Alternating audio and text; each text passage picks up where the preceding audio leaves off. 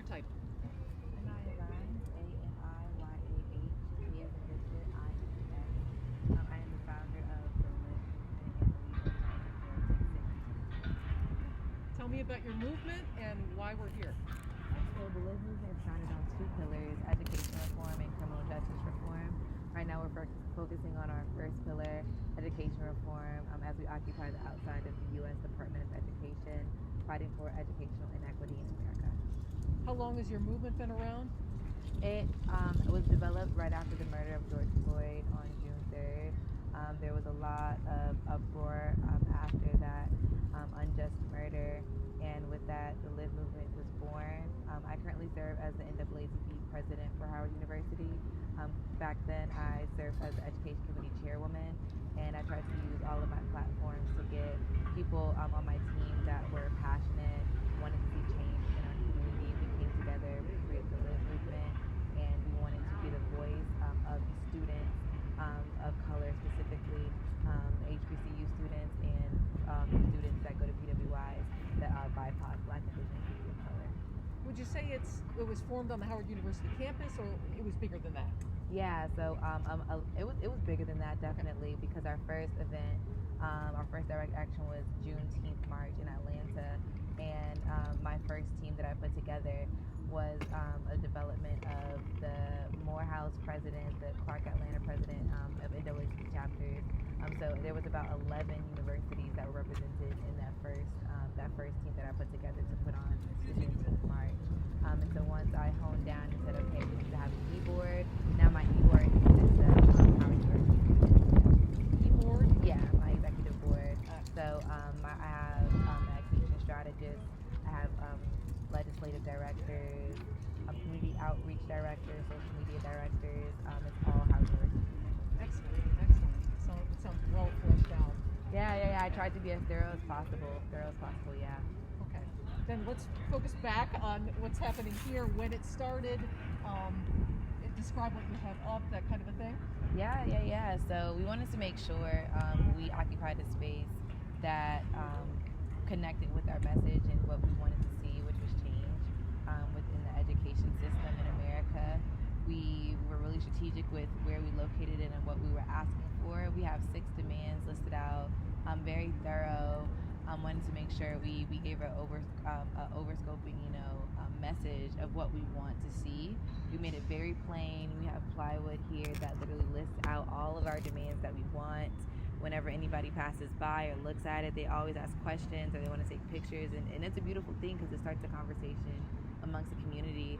A lot of people get it mistaken and think that Black Lives Matter just simply means to stop killing the Black community, when that's the minimum that people can do. It means to invest in Black people. It means Black education matters, Black housing matters, Black healthcare matters, and we just want to make sure that that subtext is focused on as well.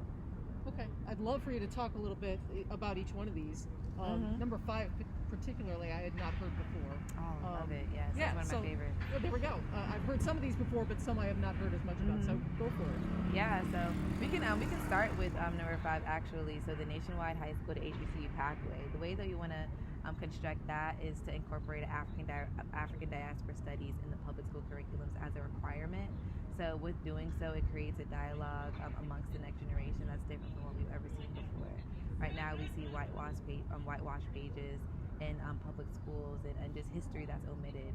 So imagine having curriculum with all of that history put, and it's a requirement. So you don't choose, just like how you don't choose to learn about George Washington or Abraham Lincoln. You don't choose to learn about W.E.B. Du Bois and Fred Hampton and John Lewis. Some people only knew about him after he was gone, God rest his soul. But learning about these individuals while you're growing up, that changes the dialogue. It creates a different level of self-worth and self-value in the Black community, growing up and seeing your face and people that look like you, and they are successful in those pages, especially learning about it in the ages where your mind is like morphing and you're still growing up to be the person you want to be. Okay, great. Again, love to talk about more of them. Yeah. So the first one, cancel all school loan debts. A lot of people love this one. A lot of people are a little skeptical. They think that when we say that, we mean to raise taxpayer dollars, and that's not necessarily it. And we have to get out of the scope of thinking of the choices that are already given to us, but creating new choices. So what we're thinking is just allocating the funds that are wasted in other ways. We put so much money, for example, in the Department of Defense. Why not take some of that money out and put it into the Department of Education, put it in the pockets of people who could use it the most? I'm not sure how much this Eisenhower Memorial costs, but that money could have definitely been used in these people's pockets. It's a double pandemic going on, so imagine worrying about paying for Sally Mae, as well as trying to put food on the table for kids, as well as trying to get their clothes ready for the winter time. Canceling student loan debt will definitely close that generational wealth gap that we've seen and statistically has been proven over the years. The second one is the increase of Title IV Pell Grant funds. So a lot of high school students aspire to go to college, but just simply can't due to financial constrictions. So making sure that we give them that opportunity. So we want to triple the Pell Grants that's provided to kids. The third one is to meet with Secretary of Education, Betsy DeVos. We want to meet with her because she can definitely get the ball rolling on a lot of these demands and a lot of the decisions that she's made and things that she stood on and said to the public we just don't agree with. A majority of our community just do not agree with. And if you are here to serve us, serve the students of the United States, then we're right here and we're telling you that we're not being served adequately. So it's your responsibility, it's your duty to see what we need and make sure that it gets done. The fourth one is establishing a task force to eradicate systemic racism. This one is very big. It's a big chunk. It's in depth. But imagine having a task force specifically designed to not only break down systemic racism in America, but figure out the solutions and figuring out how to execute it, whether that is to uproot the foundation itself. And with that being said, oh my gosh. We'll get that. But yeah, Tim got it. yeah, Tim's on it. But to eradicate systemic racism, having that specific task force created to focus on that, and that ties into education because we know that back in the era of chattel slavery, the first thing that they went for in regards to breaking the black person down is through their mind. So that type of oppression is still generationally passed down in the textbooks that we're reading and the things that we're learning and the way that society portrays the black people. So really targeting those systemic racism aspects and figuring out how can we solve that and then actually executing that. So you're talking about a federal task force, and not just focused on education, but wide ranging. Yes, okay. yes. Okay. And education being one of them. Okay. Yeah. So, and we already went over 5 nationwide high school to HBCU pathways. 6th one is a safe public school COVID reopening plan. So when kids go to school, we have to make sure we're investing in our future, which is the next generations to come. And we don't want our kids going to school worrying about, whether they are ready to pass this test or whether they are going to, contract a deadly disease. It's something that a kid shouldn't stress over, and not just the kids, but the janitors, the principals, the teachers, the people who are invested in these kids, invested in molding them and having them raised to be the people that they're supposed to be, the people that they envision to be. So with that being said, we have to make sure we spend the time to focus on this plan, making sure that they can go into these schools confident and ready to go and investing in them, whatever that means, whether it's monetarily, whether it means with time, they're worth it because they're our future. And again, you want a national plan, not just because now it's Yes. being done so locally, Yeah, it's a national plan because at the end of the day, this is a national problem, and a lot of people are trying to custom make it to fit where they live, and at the end of the day, their standards need to be set. And if standards are set, it's more clear, and then you see. I would say that you would see more progress if it was something that was nationwide. So that would be a nationwide reopening plan that we all just follow, and then see where that goes. But right now, what we're doing obviously is not working. So When did you get here, and how long are you staying? oh gosh, we got here Monday. And we're staying indefinitely, so until our demands are met. That's our goal, and we're just causing some good trouble and occupying the space, making it uncomfortable. so that they can know we're as serious as can be with college students. We don't get paid for this. We're out here taking classes and maintaining our daily lives, but we're sacrificing the comfort of our beds and the convenience of the bathrooms that's like a couple feet away, and our refrigerators. We got donated a microwave, which was fantastic, but I know a lot of us would still want to be home, but we're like, this is bigger than us, so we'll sacrifice our daily routine to be here and occupy the space. And how many students are taking part? Is it a shift thing, or? Yeah, so throughout the day it grows. Last night we had about 15 people, I would say, that spent the night. But it's been a solid core of about 7 or 8 people that are always here, no matter what. By the end of the night, like for the presidential debate, we watched that last night as a whole, and it was phenomenal. We had about 30 to 40 people out here, represented a lot of the grassroots organizations. Say the schools that they went to. Yeah. So we had representatives from Howard, from UMD, from UDC, from Georgetown, George Washington, Coppin State, Bowie, Coppin. So a mixture of HBCUs and PWIs were out here representing. Nice. Yeah. and graduate students. And graduate students, yes. People who are out here still getting their master's degrees in law school and stuff. So it's intense. And some older people too. Mm-hmm. Yeah. It was some older people that traveled actually to come here. Yeah. So. And what do you think the impact has been so far? It's been great. I think that it's large ranging, especially with even with the police presence and where we are on federal property, and it really shows how the message is overarching, because we were anticipating for there to be a heavy police presence in regards to like it being tense and us being told that we have to leave, but the federal police were actually asking us if we need anything, and we were just shocked. And it kind of just lets me know that this message it's bigger than who you are or what badge you wear or what school you've been to. We need to get these demands met, and people are calling from New York and asking, do you want us to send you food, pizzas? Texas. So Texas, like people not just in DC, so it's just not a local thing. It's overarching, and we just love the support that we're getting from our community. We've had air mattresses donated, blankets, pillows. Fuel the people. Yeah, we've had yes, so much food. Like people always ask if if we're worried about food. Like we have so much. We've been going to Union Station and giving back food to the homeless that are usually outside of Union Station. But shout out to Fuel the People. Yeah, shout out to Fuel the People, Earl's First Amendment, Spaces in Action. So many people have come out here to make sure that we're taken care of. What do you need that you're not getting, besides your demand? I'm about to say, we need justice. That's what we need. I mean, to make it better out here for you. Yeah. Justice would be good, though. Right? I will not lie.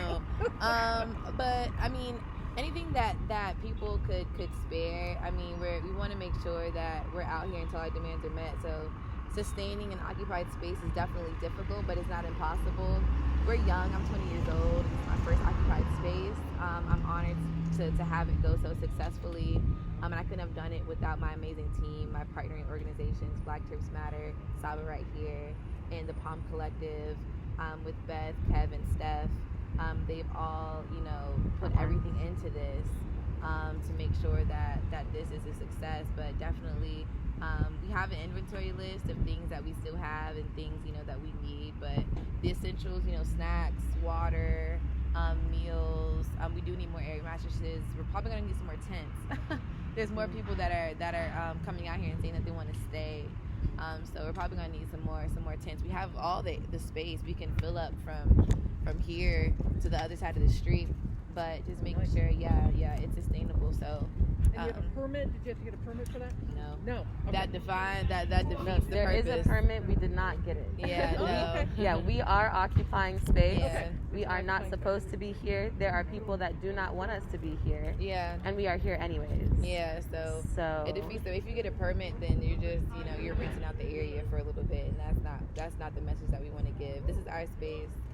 We're occupying this space. We're students. It's the Department of Education. Yeah, exactly. Right? This is our home, for real. So where should I send people to, like a space online where they can read more and, like you said, you have an inventory list, where can they find it? Yeah. So I'll pass that to Saba. So it's bit.ly /Tent City 2020. So that's bit.ly /Tent City 2020. And also on social media platforms, you can follow _the Live Movement, and Black Terps Matter and the Palm Collective on Instagram and on Twitter. We always have our flyers of the next day's events. So right now we're getting prepared for art and protest. So over here we have plywood lined up where people have just been able to express how they feel in regards to Black education in America and education period in America, things that they want to see changed. Later on, we're going to have a yard show / talent show. We made it a tradition for it to be movie night every night. And last night. Yeah, and last night we did the presidential debate. So it's been fantastic. It's been a amazing occupied space, especially compared to the occupied spaces that's happened throughout the summer, where people have been blitzed and their materials have been thrown away, and they were. It was awful to say the least. But people actually come into this space and they feel safe, and I feel blessed that I can provide that safe space where they don't feel like they have to leave at a certain time or we will get blitzed. Like they feel protected. So it's redefining what an occupied space is. So the police come by regularly, would you say, and just check? Yeah, literally. So since we're so close to National Park Police, and compared to a lot of the others, there's 32 police officers, like police in DC. So they have a rep of being one of the harshest in regards to making sure things are done, quote unquote, to the way that they want it to be. So they've come to make sure we don't trespass onto their property. But in planning this, I was very strategic, making sure I knew where the boundary was and where the lines were, and what property was Department of Education and what property was National Park, because I already knew that would have been a headache. And federal police already came by, and again they asked, like, do we need anything? Let us know if you guys need any help. Again, it was surprising, but it lets you know the message is bigger than us. And again, what agency are you saying was treating you well? It was the federal FPD. FPD. Mm-hmm, yeah, and MPD came by too. Yeah. Right. And Park Police, and a lot of different ones. Yeah, literally, yeah. They are inquisitive. They ask a lot of questions. Sometimes we don't know like what they're asking the questions for, and that's like the sad part, because we're out here for one purpose, and that's advocacy around education. But nonetheless, we're here, and that's why we're activists, to speak on it, regardless of whatever might come out on the other side. Gotta just hope for the best. Okay. Well, that's all from me. Is there anything else that we missed that you wanted to get out there? Because otherwise, I'll just take some photos. You guys come by, come visit. 400 Maryland Ave, Southwest. Crazy, we know that by heart now. But we will be here. That's our new Addy. Yep, all the food is free. It's an open space. As long as you're not here to antagonize and to change the narrative, we work so hard to make sure that this narrative is united.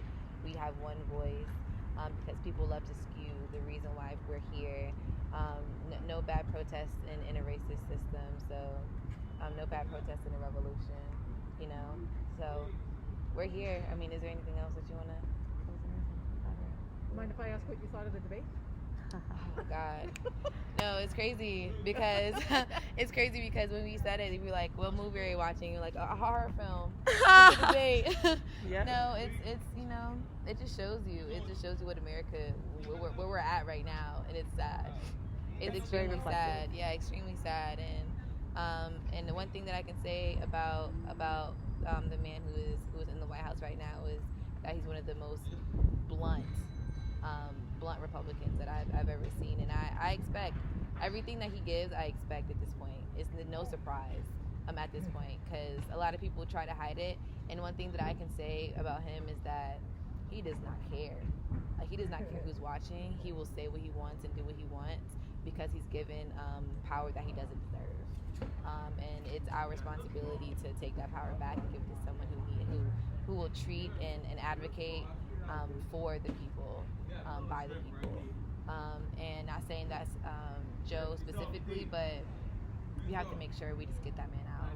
as a community, we just have to get that man out. I guess that's what I'm wondering. Is the vote going to be more like, don't let Trump continue, or is it going to be like, we love Joe Biden? You know what I mean? Is it anti-Trump or is it pro-Biden? I can't tell. Yeah, I feel like it's really anti-Trump. Yeah. At this point, it's really anti-Trump, and we want to make sure people know our generation, Generation Z, that it's extremely important to vote.